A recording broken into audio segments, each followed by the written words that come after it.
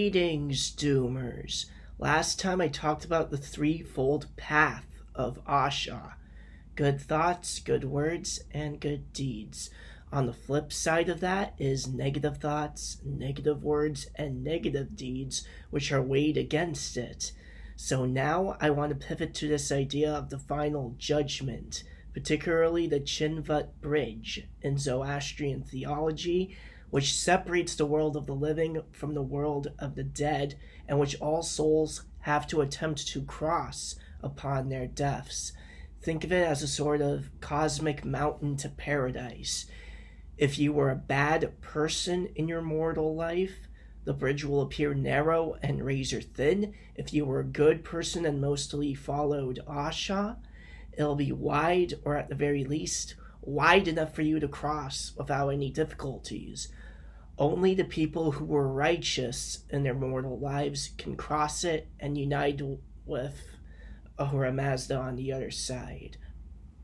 This is where we pivot to the idea that you either enter into eternal glory or eternal damnation, which we understand in more common parlance as heaven and hell, but Zoroastrians understand all this as states of consciousness, as a state of the best form of consciousness and of the worst form of consciousness. You'll enter either the best form of consciousness or the worst form of consciousness. Some traditional Zoroastrians might think differently and might actually think that there are 6 different levels of heaven and 6 different levels of hell. But I don't focus on that aspect of Zoroastrianism per se. So basically, at the end of your life, you're going to encounter 6 Yazatas, i.e. beings who were supposed to worship and venerate, and they're going to evaluate all your accumulated actions, words, and deeds.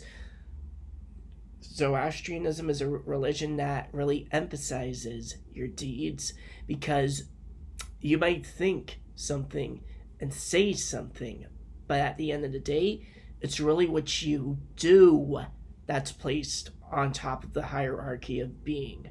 But as far as heaven and hell are concerned, different Zoroastrians will tell you different things. Zarathustra himself said that you'll either enter the best form of consciousness or the worst form of consciousness. Either the bridge will become thin and you'll fall into darkness, or the bridge will be wide and you'll enter paradise. I'm not sure how many of you have studied the testimonies of people who've had near-death experiences before, but every single NDE, every single near-death experience ever recorded, has a bridge or a light or some sort of tunnel. Zoroastrianism isn't the only religion to have a bridge.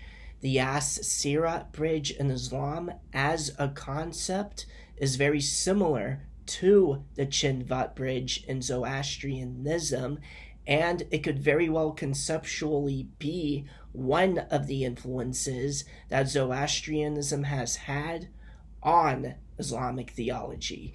And this is where I end my dissertation. Thank you for watching.